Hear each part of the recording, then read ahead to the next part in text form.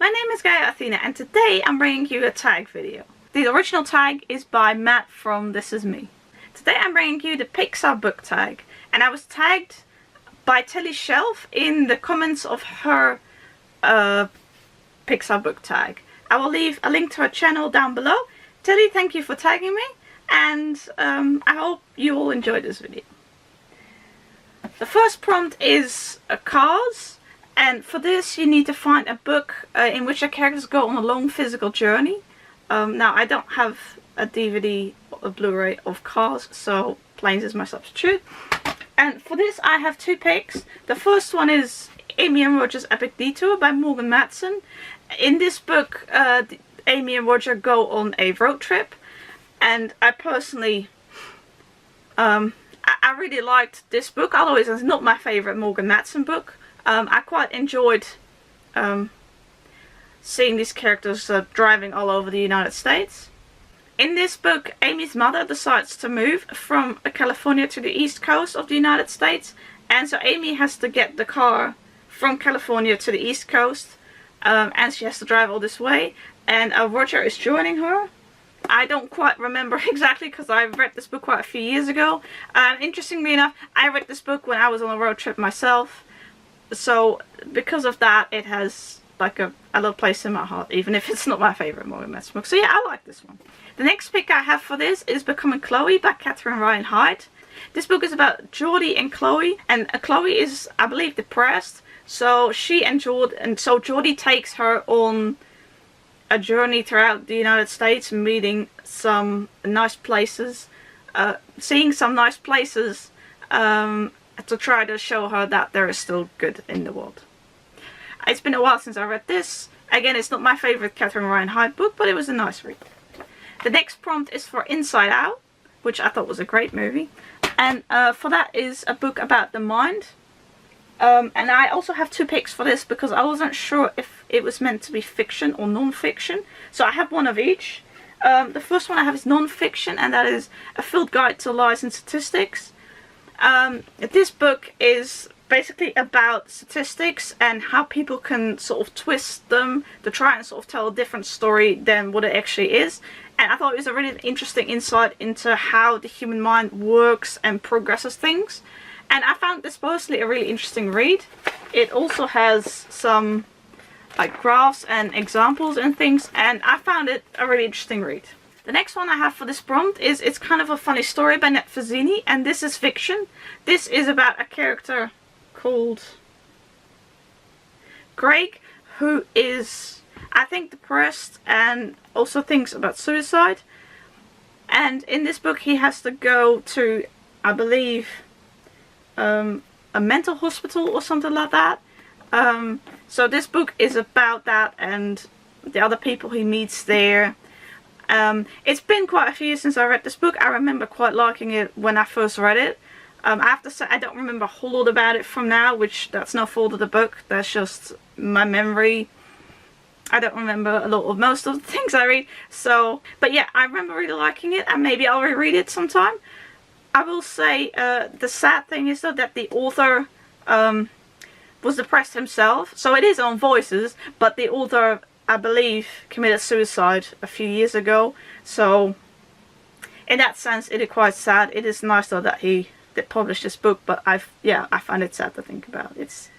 The next prompt is for Monsters Inc, and I don't have that one, but I do have Monsters University, and for that is a creature from a book that you like.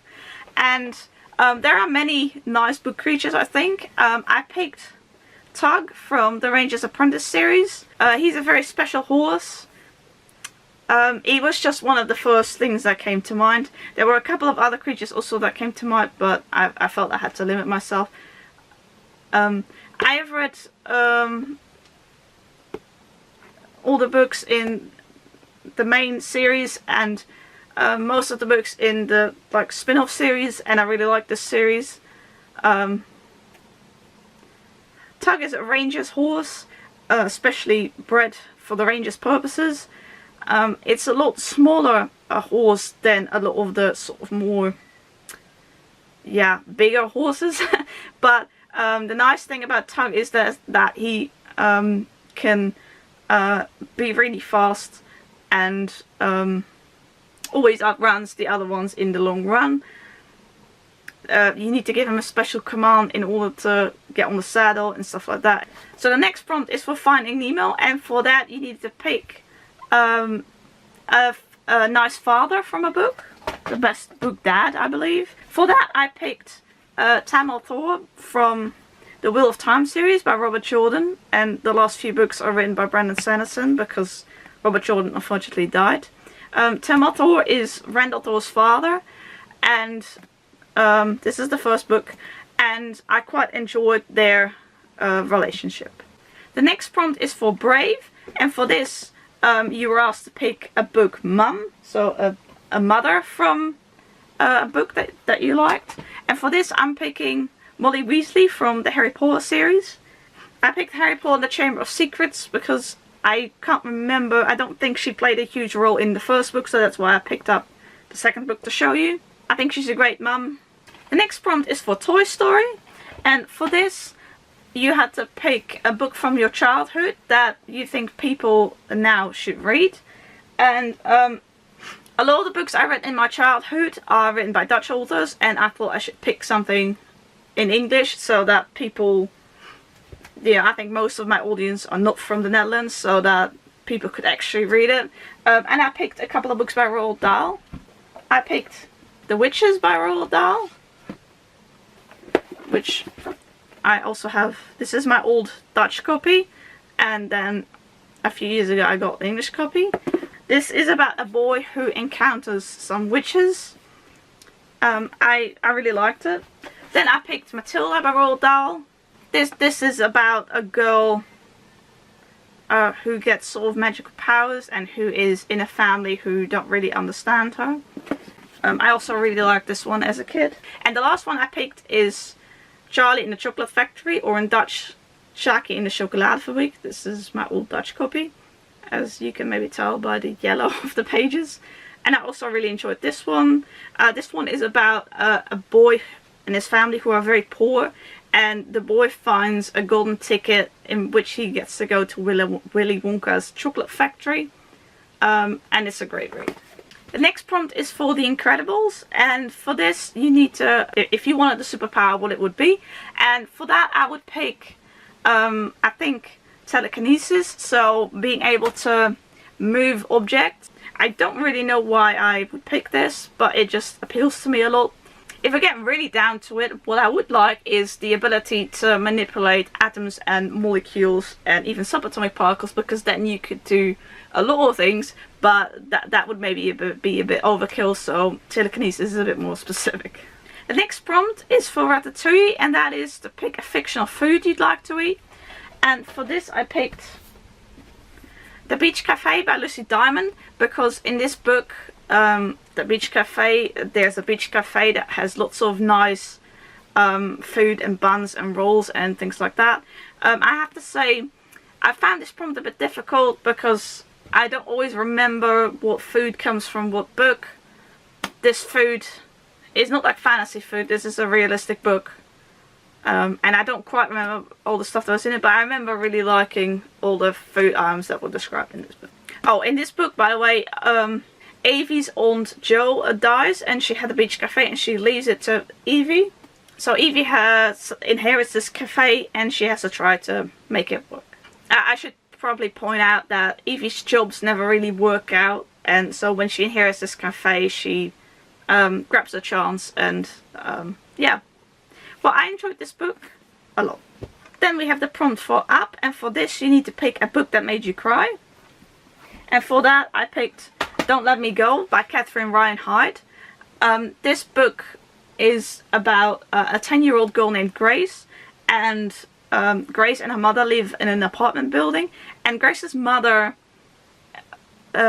is not totally okay at taking care of her because she does drugs and often lies on the couch passed out and things like that. Things are kind of getting threatening that Grace might be placed into care because the mother can't take care of her. And then she meets Billy, who also lives, I think, in the apartment building. and Billy finds it scary to leave his apartment, and so you kind of have this friendship between them, and I found it a really heartbreaking book. There are emotional parts in it, and yeah, I found it really gripping. The last prompt is for Coco, and for this you're supposed to pick a book that takes place in an international setting. Now I'm not sure, but I am from the Netherlands, so all the books that take place outside the Netherlands are international to me. Anyway, so I picked 2 books for this. I picked Ghosts, which takes place in the United States, but does have a Day of the Dead theme just like Coco does, and for that I thought it was a sufficient pick. It's got some nice art. Well, from what I recall, it has a slight bit of a similar theme. This book is about 2 girls who move because the little sister Maya is sick, and so Katrina, who's the older sister, and her family move so she can have bare air. And in this book they may meet a ghost. I quite enjoyed this read. Then the second book I picked to not pick something that takes place in either the United States or the Netherlands is Kids Like Us by Hilary Rell. And this book takes place in France. It is about a 16-year-old boy named Martin who lives in France or goes to France, and he meets a girl. He has autism, which is why of course the book is of specific interest to me, and I liked the French description of the food in this book and the locations, and of course the autism representation. So I enjoyed this book a lot. Well, that was a pretty long video. This is only the second tag I've done. Thank you very much for watching this video. I've got to tag some people. I'm going to tag BookyLorra and I'm going to tag Charlie Brook. I will leave both of their channels in the description below. Please go check them out. And thank you very much for watching. Bye!